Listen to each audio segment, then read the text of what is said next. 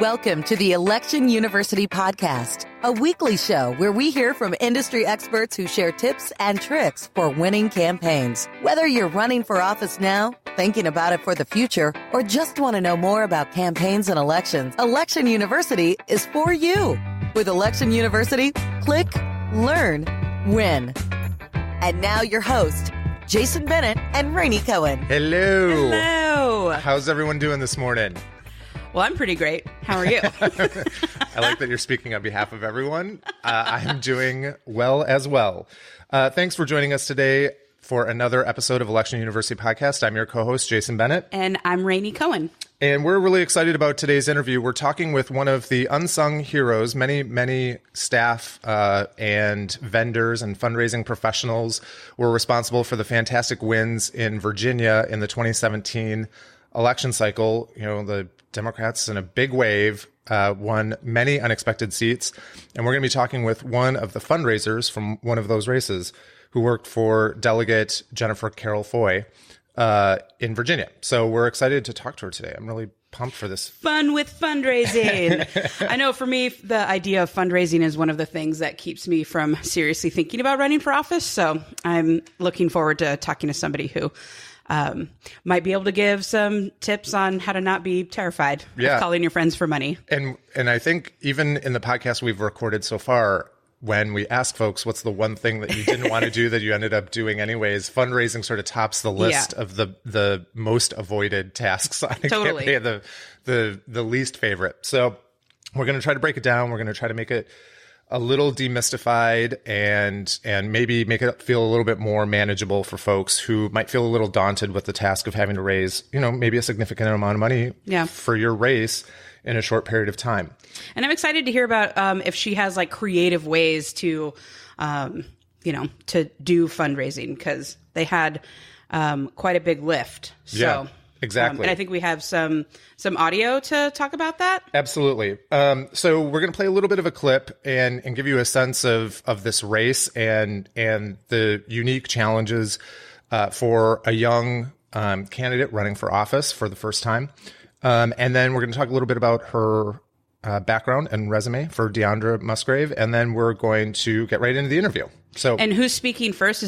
Are we hearing from Diondra, or is this from the perspective of the delegate? This is an excellent video that's put together for She's the Ticket, which is talking about women who decided to step up after the 2016 election and run for office for the first time. So it's a fantastic video that covers the race for Jennifer Carroll Foy, and Diondra is featured in this section that talks about fundraising. So we're going to play that clip to give you a little bit of background on that clip. But I strongly recommend that you go watch this for yourself. It's She's the Ticket. You can find it on the YouTube channel. It's episode 104. It's quite good and very inspirational for any first-time candidates out there. So here we go. Here's the clip from that section. Hi, I'm calling because I'm running for the House Delegate seat in Prince William and Stafford. I didn't want to take up much of your time, but fundraising has to be one of the most challenging parts of running for office. As a woman, you're going to be donated to less and less often. So be ready to sell yourself up. Yes, may I speak to Mr. Anderson? Hello? Don't worry about saying I don't want to take up too much of your time, because in the time you've done that, you've already taken up extra time. Okay. Let's try. I know you support Democrats. Hi, yes, this is Jennifer Carroll Foy. I know that you have a history of supporting Democrats, and I was calling to see if you'd be willing to support our campaign with a $100 donation.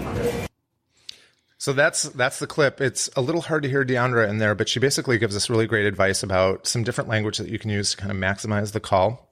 So we're going to talk about that, and we're going to talk about some other tips that Diondra offers first-time candidates. Yeah, and I also want to point out that I think, weren't they like sitting in a coffee shop or something? They're sitting at this table across from each other, and Jennifer Carroll Foy has this laptop in front of her and phone to her ear, and then Diondra is across the table with another laptop, like, you know, double teaming the work here. So I want to talk to her more about what that process is like. Exactly. So a little bit about Diondra's background. She has, you know, a lot of experience basically on campaigns. She was the outreach field director for Anthony Brown for Congress. She was the campaign manager for Friends of John Taylor Chapman in Alexandria, Virginia. So she's got, you know, some great campaign experience going into this particular race.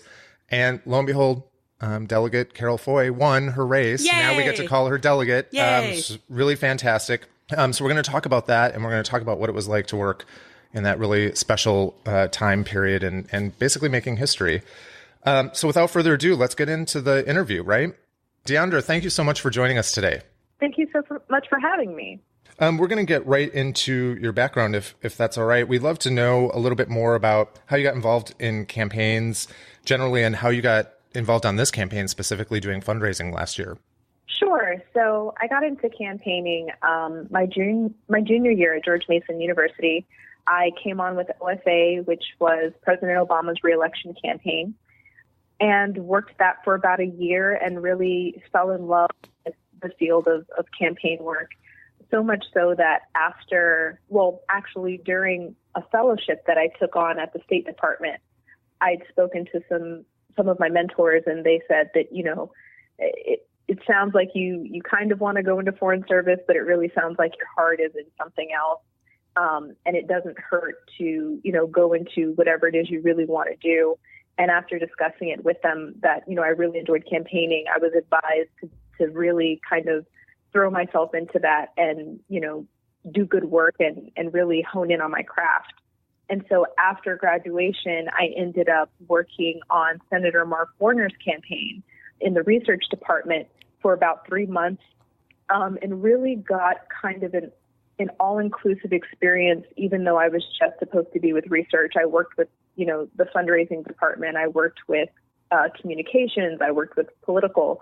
And so I think that campaign was really the one that kind of launched me into trying to understand campaigns as much as I could.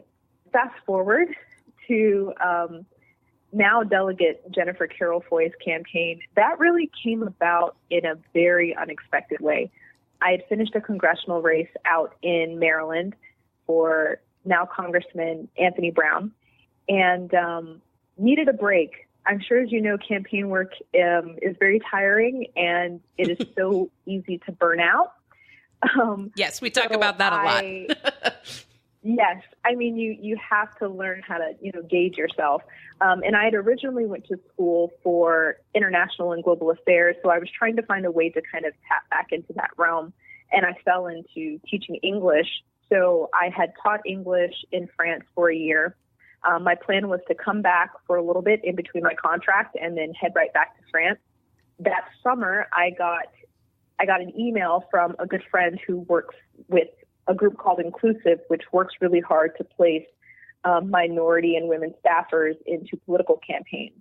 And he said, hey, I have this campaign that I would really like for you to work on as the finance director. And I was thinking to myself, I don't really know if I want to get back into campaigns. Give me some time to think about it. He comes back, he goes, I really, really want you to, take it, at least look into this campaign. And I said, okay, where is it? He said, Virginia. And I was like, okay, well, I live in Virginia. And then I came back and said, so I was like, all right. And so then I said, where specifically is it? He said, it's going to be the 2nd House District, which is literally one legislative district over from where I live. So I was sitting there like, okay, I can't really back out of this. Yeah. I'm at least going to look into the candidate. So I looked into the candidate and just was blown away. She embodied everything that I had ever thought public servants should be. And seeing her work, after meeting her and seeing her work ethic, I said, this is a person we need to make sure gets into public office. And so that's how I got into that specific campaign. The road to getting into finance is, at least my path to getting into finance, is really unconventional. A lot of people work, several cycles as a finance assistant, and then, maybe a cycle as a deputy finance director, and then they, get to become finance directors of larger campaigns.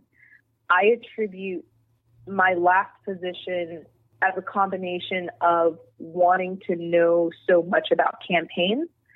What normally happens a lot of the time is that folks who start off in field end in field.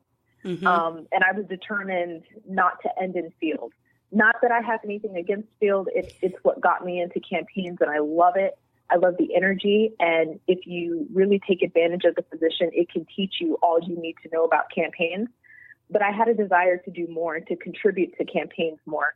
So, I worked as a field operative, and then went on and I managed a local campaign. So that gave me a lot of backing in terms of finance, in terms of my experience in finance. And then also I went to trainings. I went to as many trainings as I could. The DNC holds finance assistant and finance director trainings. I was constantly at those. I was accepted into the Women's Campaign School at Yale, which is a nonpartisan training that takes place at Yale Law School. And that helped me a lot. I was able to garner a lot of advice from a variety of women who were, Democrat, Republican, Independent. I'm sure there were a couple of Green Party people in there. But that's how I ended up in my last race. Wow, that is impressive. And I love the story. And particularly the very smart observation about living and dying in field. Oh, yeah. We find that quite a bit, that you get really shoehorned into a particular role on a campaign, and it's hard to round out your resume and do other things on campaigns. You really have to fight for that, as opposed to there being sort of a natural outgrowth from that position. So I thought that was... Yeah. Everyone wants to hire the expert from last round who accomplished the one thing, and it's hard to grow and expand from that. Exactly. So if you wouldn't mind walking us through a little bit of the dynamics, the metrics of the race, how, when you came on and you took the job, how much were you tasked with raising? Did they have a budget in mind, or were you tasked with having to build the finance plan and the budget amount that you thought was realistic for this kind of campaign? So when I came onto the team, which was fantastic, by the way, I mean, the primary candidate, Carroll Foy, her primary candidate had outraised her by over $100,000. Whoa. And she won by 12 votes. So by all measures, she should have lost the primary, but she got out there and she made it, a people-powered campaign. So that was really the center of the campaign when I came on. And that's what I understood the vision was, to keep it that way. After talking to everyone and kind of looking at the books, I figured out that my role was really to make sure that the field team had everything that they needed moving forward. So that's what I was fundraising for. And I kind of let the team know from the beginning, this is what I see my role as. And they, wholeheartedly agreed, and we hit the ground running. That being said, when I first got on the team and I was looking at the books, they were averaging, maybe $8,000 a month. Well, it was more like $5,000 or $6,000 a month, and then they had some spurts here and there. But really, they weren't raising a whole lot of money. And that's no slight against campaigns, because especially when you're a newcomer and you're coming in, it's very difficult to raise money. So I drew up a plan and I presented it to them, and they thought I was crazy because I said, this is what I think we can do, and they're like, wait a minute, we're pulling in maybe $6,000 or $7,000, $8,000 tops per month. And you're looking at, at least 10K in a week. And I told them, yes, this is what I think we can do realistically. Well, can you remind us when the Virginia primary is? How much time did you have between the primary and the general election for this? I had about 2.5 months. Okay. Wow. And so yes, it's a September so primary? Not a whole lot of time. Well, so I came on at a weird transition where the primary had ended. She had won. And then I came on in mid-August. Okay. Got it. So from when I started till election day, it was about 2.5 months. And, they had fundraised, a decent amount of money. And there's a lull. And that's what I explained in my experience, that the thing about Virginia is there's an election every year, and we're very vocal about our elections in the Commonwealth. So donor fatigue is something that's real. Yeah. Sure.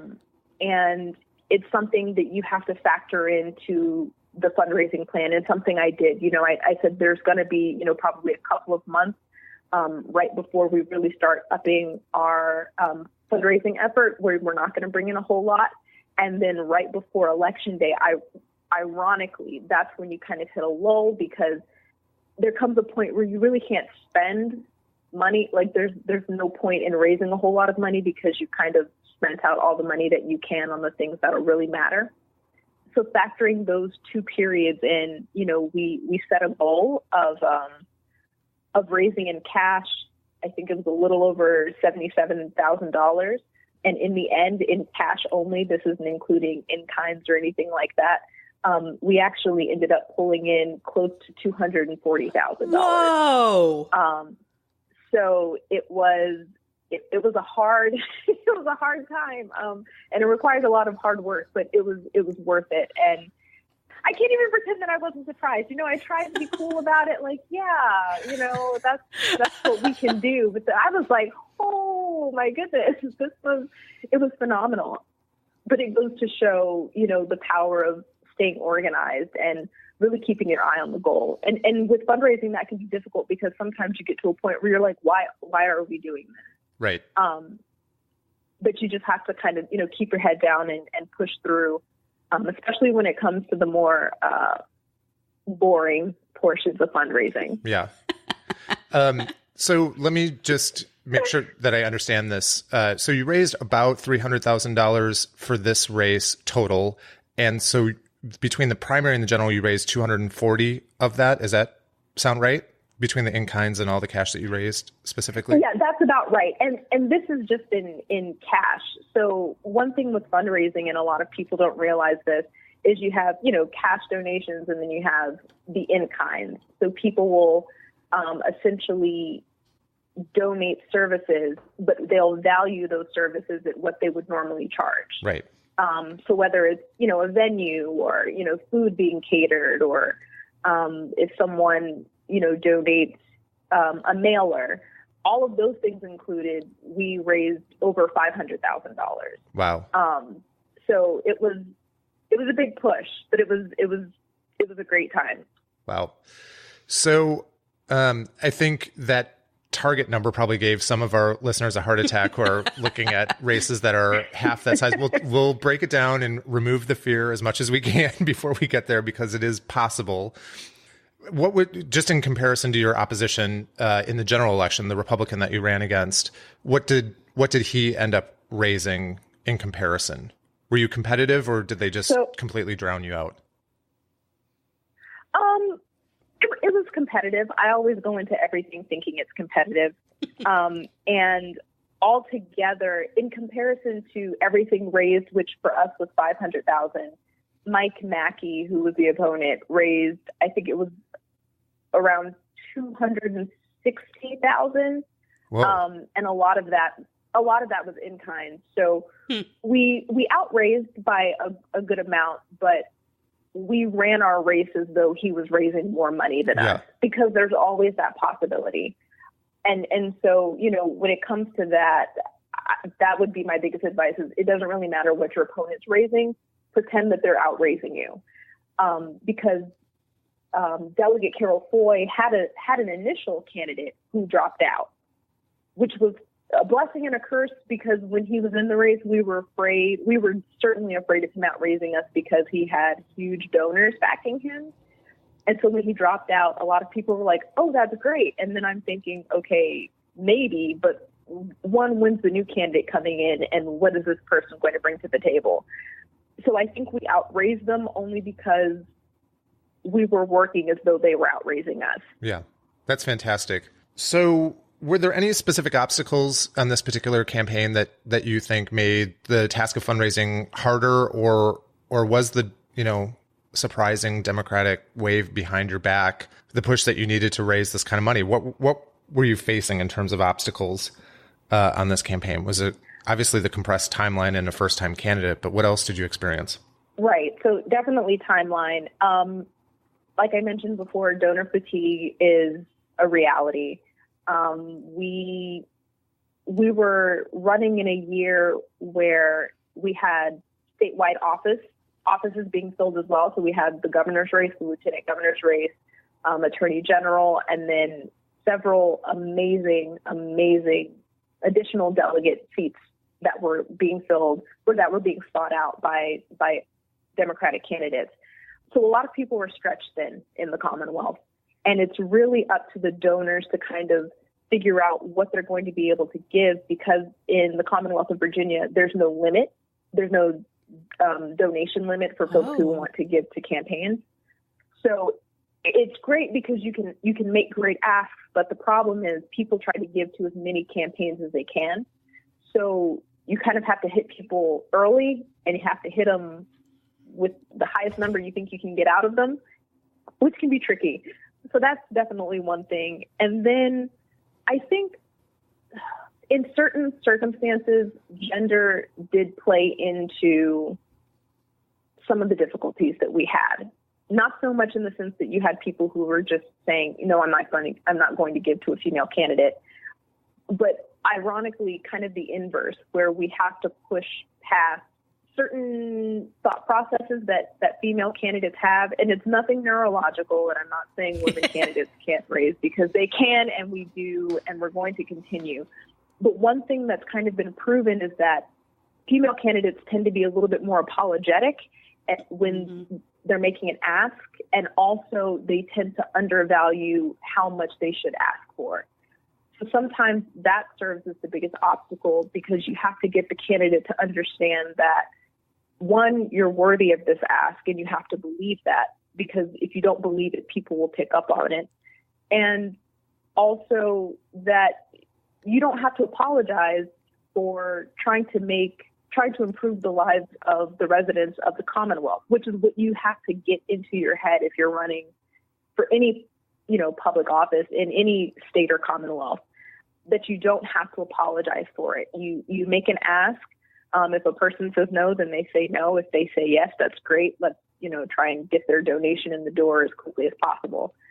But aside from, the timeline and donor fatigue, those were the biggest things that we kind of had to push past and really, make sure our operation was flowing as fluidly as you can get it to.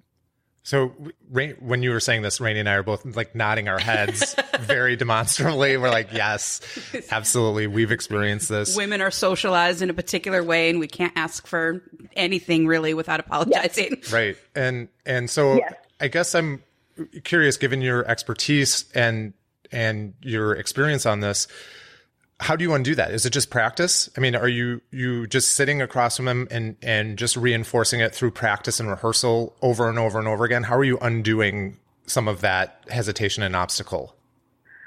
So it's actually a funny story. The way that I really learned that it worked was I was actually working with a male candidate that we did call time. And it's awkward for people to ask for money, period. It's just not natural for most people. And he was very hesitant to kind of follow the script that I crafted for him. So I made him a deal. I said, okay, we're going to do call time one day the way you want to do it, which was a very soft ask and talking after making the ask instead of making the pause that I tried to emphasize. And then the next day, we're going to do call time the way that I would like for you to try it. And whoever raises the most money, that's how we're going to do call time from now on. And sure enough, much to his, disappointment, the way that I had asked him to do it was more effective. And so that kind of branded in me, okay, this is what people have to do. And across, gender lines, folks call time is just awkward for people. And for female candidates, I think it helps with me being a woman, because sometimes you can see it in candidates' faces where you may tell them something that you're sure of, and they'll go, yeah, okay, like you're really going to understand this. And so I think sitting across from a candidate and her seeing that this is a woman and she seems very sure of this process, maybe I'll give it a try. And also positive reinforcement with candidates. I mean, it's not easy being a candidate, and staffers have to have some level of empathy for what is actually being done and what is being asked of candidates. And so for me, when I work with it, it's a very intimate relationship, and there has to be a trust there that you build. And you're not going to build that trust through being condescending or coming off as though you know more than they do, which that very may be the truth. But positive reinforcement, practice, getting them comfortable, setting a comfortable environment helps. I can't stress that enough. As comfortable as you can make it. And just, going back and reviewing. Sometimes I've known people to do this. I haven't done it yet, but they've recorded candidates in their call time and then play it back, which I think is brilliant because they get to hear what it is that they sound like. And it may be totally different from what they've envisioned in their head. So just reading the candidate and creating a relationship, building a rapport, building trust, which is difficult because it's a very short timeline. Right. So just that, it's a lot of pieces that you have to learn to put together. And for staffers, you'll get better with every cycle. I've had cycles that weren't great. I have cycles that I look back and I go, ooh, I could have, altered my tone a little bit, or I could have spoken to the candidate differently, or I could have introduced it to them in a different way. So don't look at it as you having to do everything perfect all the time, because each cycle, each candidate, each day, each call time is a learning experience, and you'll learn and you'll be able to, hone your craft and improve your skill. So thank you for that. I want to take a step back real quick. I think a lot of our listeners are probably first-time candidates.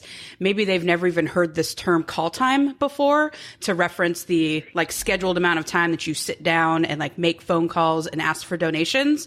And earlier you mentioned the difference between the two scripts. And I'm wondering if you could give us examples of a quick script that doesn't work and one that does, that maybe includes that pause that you were talking about. Absolutely. So call time is what you will be doing the most of when you're running for public office. And you are basically calling people and asking them to donate money.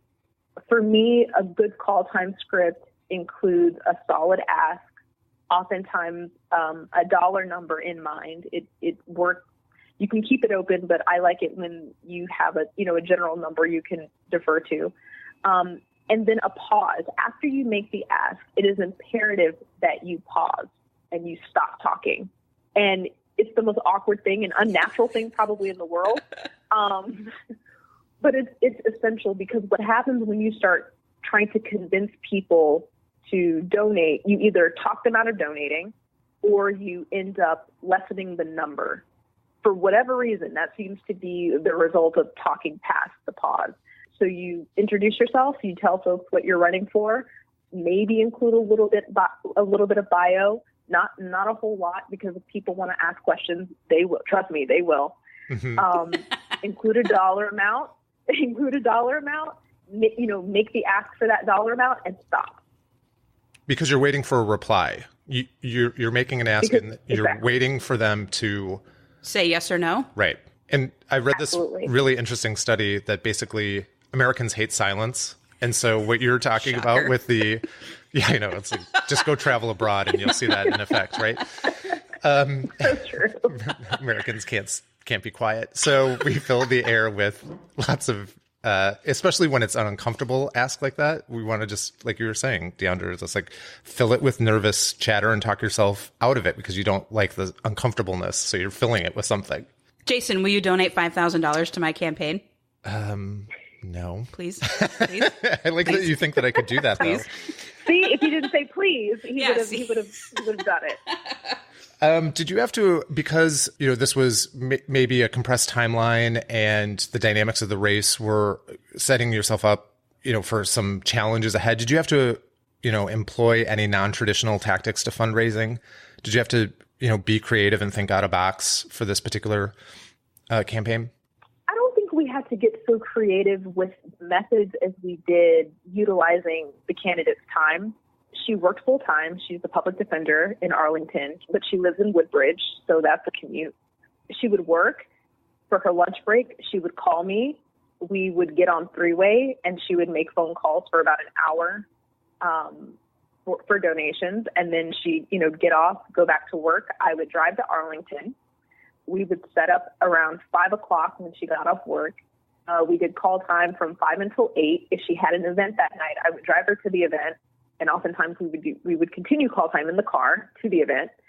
And then I would drive her back to Arlington, where she would then leave Arlington to go to Fairfax to visit her newly born twins in the intensive care unit, stay there for a few hours, and then head back home, and then wake up, and we would do it all again the next day. Wow. So her time was very precious, and we were careful to try and give her as much time as we could while simultaneously optimizing the free time she did have. So unfortunately for her, that meant she didn't get to drive a whole lot. She would often be in either my car or the campaign manager's car, and we would be doing call time in the car. But she was a great sport about it. But yeah, I mean, sometimes you have to do that. I mean, I don't know anyone who's had to do that personally. That was a very special case. But you do have to get creative and figure out how you're best going to use the time of the candidate, because it's not as though people stop working or stop their lives to run for public office. Yeah. Did you find that because everything was so scripted like that, and it's hard to script schedules on a campaign, that maybe you were tangling with the field office in terms of the candidate's time? Was there a lot of negotiation in terms of she has to go out and knock on doors versus sit down and make calls? How'd that go? Oh, yes. There was a lot of debate about how her time was going to be used. And, everyone had to compromise. We had a great team who our sole purpose was to get her elected. So we would sit down and have weekly meetings of saying, okay, hey, can you compromise, her doing this, this, and this? Say if she had 3 events that week, I was much more prone to let her go knock doors than to do call time, because we were pulling in money from those events. We just made sure to build into those events more.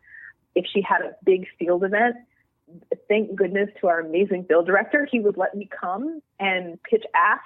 Eventually, I just started showing up at the field events and making asks for money. That's great. That's awesome. I was surprised he let me do, because he would just look at me and be like, okay. But it was great. I mean, we did things like that. And vice versa. If there was kind of a more, casual fundraising event, we brought things related to field for people to sign up for shifts. And you really have to you just have to be compromising, because campaigns are such an unusual line of work. You can walk in with a plan, and 5 minutes into that plan, you have to shift and adjust and adapt. Right. So I would definitely advise folks to make sure, if you have a team, make sure that team understands that campaigns are comprised of working parts. As much as I hate to admit it, finance isn't the sole, heart of a campaign. It's a piece of it. And so finance folks, you have to work with your field folks, you have to work with your finance, and everybody has to work with the candidate. That's great. What if we do some rapid fire advice right now? Zoom out from this particular campaign for a little bit, and let's talk to our listeners who, like me, are terrified of calling my friends to ask them for money. I am curious, what is your advice to a first-time candidate who maybe is trying to get over their fear of putting together a list of people that they know and calling and asking them for money? That's a very common fear. But you have to call those people, your friends and your family, your inner circle. Those are the first folks you have to call for donations and for field, but I mean, obviously for donations. And if you think of it this way, your family and your friends are going to be your alibi. They're going to be the folks that are able to speak towards your character and your work ethic when it comes to folks asking, especially if you're a first-time candidate, well, why should I vote for this person?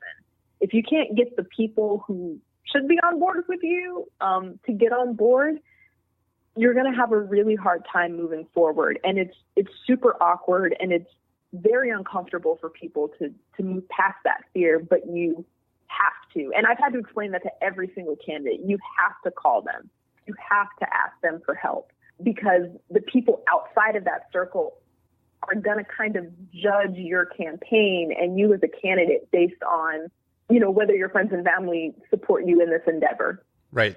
So is that a challenge, do you think, for first-time candidates that are younger, or maybe not in necessarily careers? Like, I noticed that Delegate Carroll Foy is a public defender. She didn't work like in a prosecuting attorney's office or in a big law firm, right? So I'm assuming that public defenders don't have the same kind of disposable, basically public defenders don't have the same disposable income that prosecuting attorneys do. Yeah. That's what it's like in Washington State. I don't know if it's like that across the country, but no, that's a very true statement. There was a joke that she was a glorified social worker. So yeah, she didn't have some of the resources that maybe, an attorney at a law firm had. So she did have to raise money, and we were calling her family in Virginia. And she told me at one point, Diondra, I don't have a rich family. I don't know wealthy folks like that. My family, is hardworking, middle class, and they don't have money to just spare. And I said, that's fine. We'll ask them for what they can donate, and what they can't, what we'll then ask them to do is reach out to their network. Mm-hmm. Right. Because if you can get them to tap into folks that they know, we can build this. But it takes you showing that you're serious about this. And this is what optically this will give off. And, it was so awkward and it was so hard for her at points, but she understood. And I think she saw what it was that her asking her immediate circle to give to her campaign, what it did for her campaign. What are the first steps a prospective candidate should do regarding fundraising? Obviously, pulling together this friends and family list, but what else should they be doing in this process? I would set a goal. One of the first things, and this isn't to discourage people from running, but if you have an opponent, or especially if you're running up against an incumbent, look at what they've been able to fundraise for the however many cycles they've been running, and figure out realistically what you would be able to raise in comparison to that. After doing that, definitely go through your Rolodex several times, call people until they either give to you or they just say, no, I cannot give to you. Please stop calling me. From there, start looking at, if you can do this, start looking at maybe possible committees. If you have a party committee in your area, definitely reach out to them. Figure out what organizations have given to candidates with similar views as you. And I understand that not everyone can afford to pull on, a full-time staffer. But I would say try to find someone, even if it's a friend or a family member, that'll help you keep your fundraising efforts organized at the very least, because it's very easy to lose track of everything. So make sure that there will be someone there to help you organize call time and keep, your list in order. And those are just kind of like the first foundational steps, I think, for any fundraising effort. That's great. So I'm Jason Bennett. I'm coming to you. I'm a first-time candidate. I haven't done this before. Let's pretend that I'm under 40 years of age. And my contacts list is not bad, but it's not amazing either. And I approach you to work on my campaign. How do you assess whether or not a candidate's ready? What I normally like to do is ask them why they're running. And some people may see that as irrelevant to, fundraising. But if a candidate can't figure out or understand why it is they're running for any position, it makes it very difficult for any staff to really help them in their effort. So I would say this is so corny and probably very old school, but I would give you a little box that would kind of ask you a couple of questions as to why you're running. I would then ask you to do some research on your opponent if you have an opponent. And kind of present that to me. I would simultaneously be doing, the research, but I kind of want to see how serious you are about this. And then from there, I would, if I felt that, this person that you really want to run and you have, potential to really contribute to your community, we would then sit down and kind of go through your Rolodex and figure out who to ask for how much. And we would just keep kind of rolling through that. Once you figure that out, then you can kind of move on to the outer circles of donors. But really solidifying the purpose of the candidate running helps to keep the campaign focused and thus keep any campaign efforts, finance, political, communication, or otherwise, focused on that narrative. Can you rattle off a list of do's and don'ts for fundraising? Or any myths that you want to bust right now? Do's or don'ts? I would say don't be afraid to ask for a certain dollar amount. don't be afraid to ask for a higher amount than you think the person can give. A lot of people are afraid to do that because they're afraid it'll scare off a donor. They may come back with a lower dollar amount that they can give, but at least you kind of covered that ground of not asking for too little. Is it your experience that people feel insulted if you ask them for too much money? Because I feel like when I've worked with candidates, they feel like that's a tendency that there's a likelihood of someone, if I ask them for too much, they'll feel insulted that I asked them for too much money. I can't afford that. Why would you ask me? Right. Right. I mean, and we've had those instances, but people get over things like that. It's much more easy for you to say, I'm so sorry, I didn't realize, whatever the financial situation is. And the person will normally, they understand, than to ask for a lower dollar amount, the person immediately say yes, and then you find out, they've given 4 times that to a candidate. That feeling is much worse than someone telling you that they can't donate, because you're not forcing them to give you money. But that definitely, that sentiment, I don't know how that got established, but it's definitely something that has found its way into the fundraising quarter of campaigns. And it's certainly, I won't say it's a myth, but it doesn't happen nearly as often as people maybe think it does. Yeah. What other do's and don'ts? Do you have anything around events in particular? Like what, the tendency to focus on call time is just an output of man or woman hours versus the return, right? It's a return on investment. You just get more money if you focus on call time. What should people do or not do around events? When it comes to events, understand that you will be putting in a lot of energy to get maybe even a decent amount of money from a fundraising event. We were very fortunate to have folks who put in work to raise money for Delegate Carroll Foy. However, for most candidates, you'll be building the list. You'll be securing a venue. You'll probably be paying for that venue unless you find some way to get it in-kinded. Food and drink oftentimes either get partially comped or you end up paying full price. And it's just a lot of energy. I think people have this misconception that, we're going to have a fundraising event and people are going to come and just give all this money. And that's not the case. I mean, it's just not. People may come, a lot of people may come and they don't give. I've definitely seen that happen. Unless you kind of have someone drilling, folks to make sure that they donate. Definitely understand that most of your fundraising efforts will come from call time. Do we think that's a function of human psychology, where asking someone and cornering them face to face or ear to ear in a call time situation just is more effective than maybe a large ask from a podium where someone can not fill out their remit envelope and eat their free food and leave?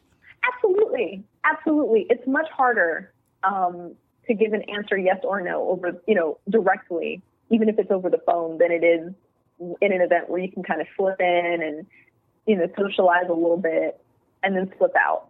Yeah. How did you do any online fundraising or any social media fundraising? And if so, tell us a little bit about its effectiveness or not effectiveness. We did. And there was a lot of debate surrounding the use of digital in terms of fundraising. I came into campaigns at a very interesting time where we definitely utilized digital platforms, but I think I somehow cultivated this understanding that digital fundraising can work, but like events, it's going to require a lot of time, a lot of effort, and oftentimes you spend money trying to raise money online. So if you want to kind of have a little side project where you're trying to bring in money digitally, that's perfectly fine. But I think some people have this misconception that they can make a Facebook post or, send out an email and people will donate online, especially when it comes to, the nationwide elections, with Bernie Sanders, they had the $1 donation and they had all these people donating. But understand that social media platforms and digital platforms run off of algorithms. And unless you have a very detailed understanding of how those algorithms work and how you can utilize them, you're going to be spending a lot more money and time on something that you probably just could have, called someone in call time and got them to donate. Right. But I mean, if you want to use it as a supplement, that's perfectly fine. But understand there's a science and art to digital fundraising. And there's a reason they have entire firms dedicated to that, because it's some detailed, stuff going on. And it takes a lot to kind of break that and be able to pull in money online. Let's talk about fundraising plans. So some campaigns will be able to bring on a fundraising consultant or somebody in-house to do fundraising, and some campaigns will not. What are the elements of a good fundraising plan? And if you can't bring on somebody, in terms of staff to develop one, who should develop it? So for me, a good fundraising plan requires a timeline of how much money you expect to raise and how much time, and then creating benchmarks within that timeline. Creating benchmarks will definitely help make it more digestible. If you say, for example, if I just said, hey, we plan on raising, $77,000 by election day, anyone's going to look at you and go, okay, well, that just seems ridiculous. But if you break it down, you have to break it down by day and by week. And in some cases, by hour in terms of call time, that tends to be beneficial. If you tell a candidate, hey, let's try to raise, $500 in a 2-hour call time period, that makes it much more tangible and understandable for someone to go, okay, yeah, I can do that. So having a timeline and then breaking down what you expect to earn from what modes of fundraising. For example, call time, direct mail if you want to do that, online if you want to do that, events. And then if you can afford it, if you expect, labor or PAC money to come in, that helps as well. And just making sure that you outline who you're going to be targeting. So obviously, friends and family and community relationships are first. And then, outside of that, you can figure out who's most likely to give to your campaign.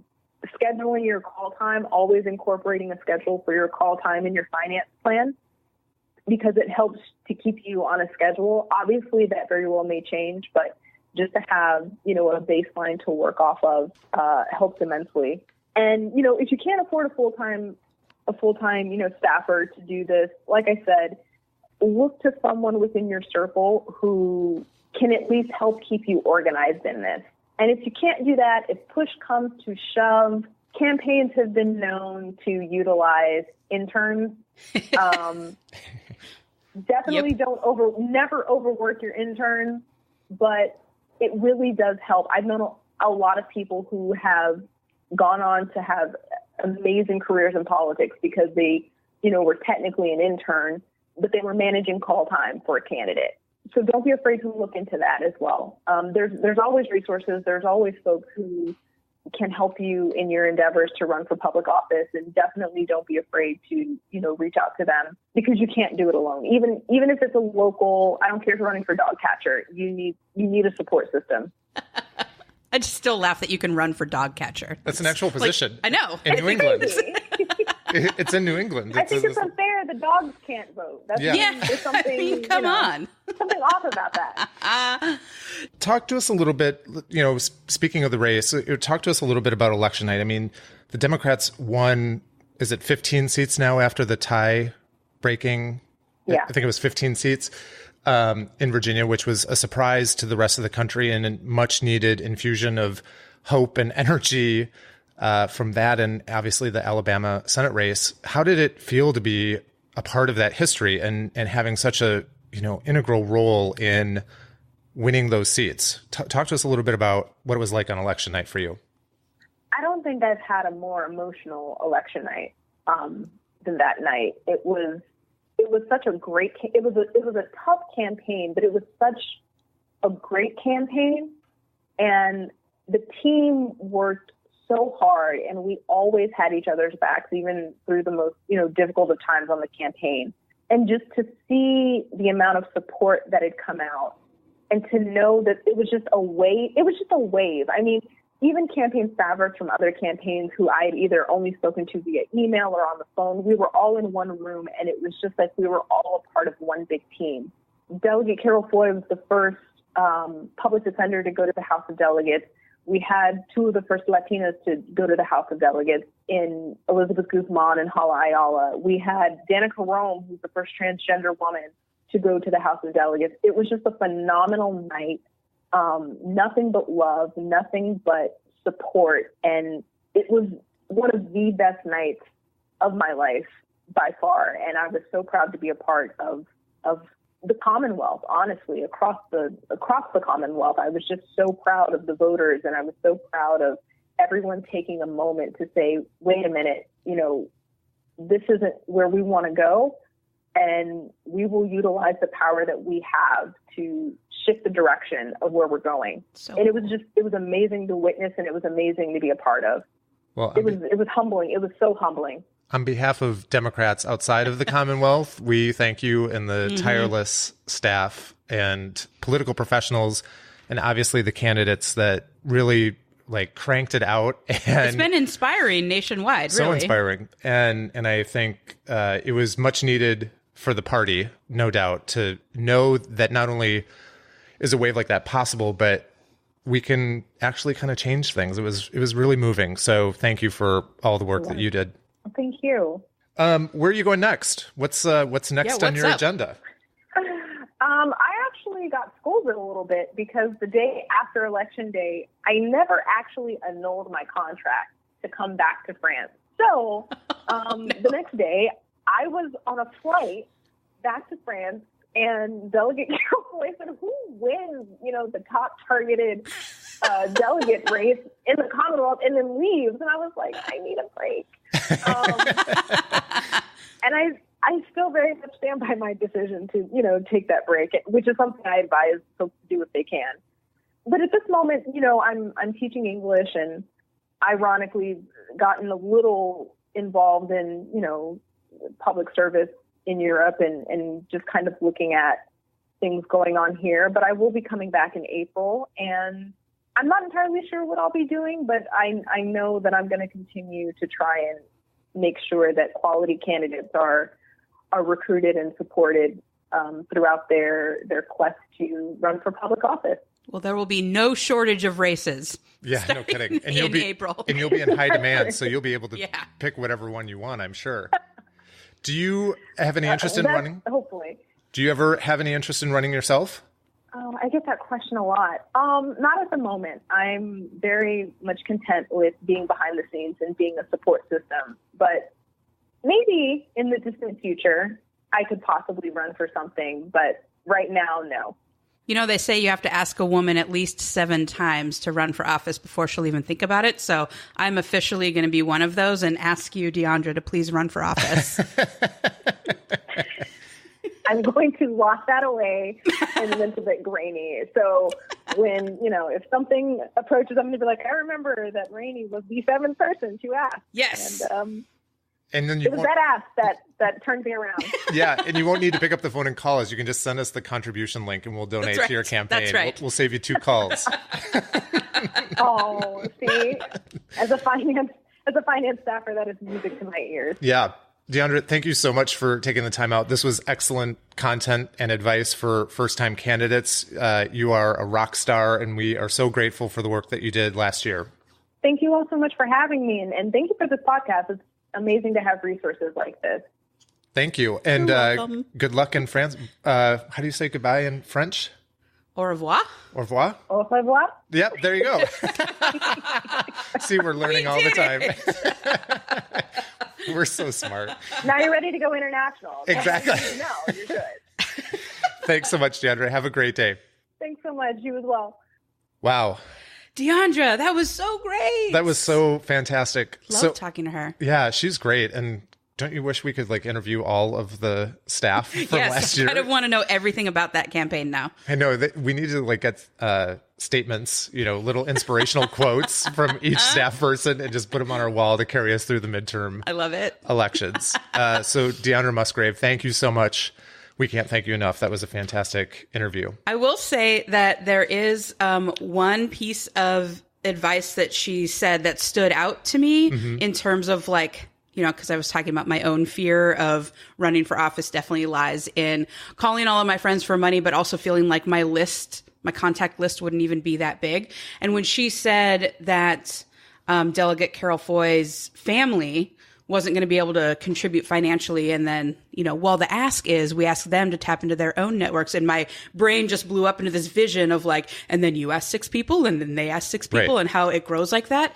And for whatever reason, I've had a mental block about that kind of growth. Right. And she just kind of busted that wide open for me. And I think that's really interesting. Yeah, for sure. I think, fundraising is a topic that I think we're going to have to cover multiple times, I think because I think it is the number one, I don't know what the word, it's not even a hesitation. It's stronger than hesitation. It's just it's a blockage for a lot of candidates who want to run for office, and that fear of rejection and the fear of offending somebody and the fear of not meeting the goals, just inhibits a lot of successful fundraising. So I think, this was a fantastic foundation. I have no doubt we're going to be asked to do more.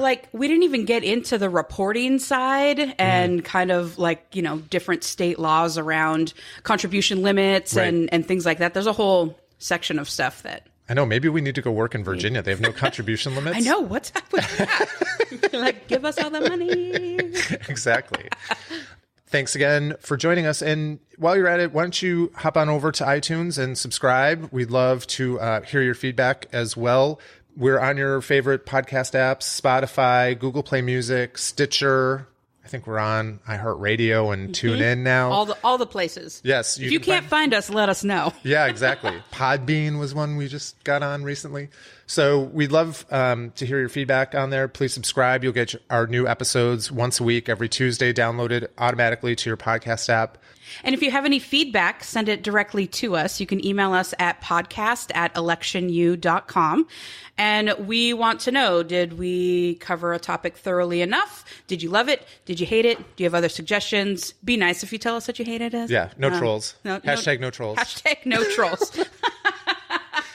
And then leaving comments on the episodes as well inside your podcast apps would be awesome. Yeah. Thank you so much. On behalf of Election University, thanks again for tuning in. I'm your co-host, Jason Bennett. And I'm Rainey Cohen. Until next time. Bye. Bye. Thank you for listening. This week's episode has ended, but the campaign fund doesn't have to. Head on over to www.electionu.com, where you can access all of the links mentioned in today's episode, as well as the show notes. There you can also sign up for regular announcements or register for our campaign school. It's your very own online personal trainer for winning campaigns. www.electionu.com. Click, learn, win.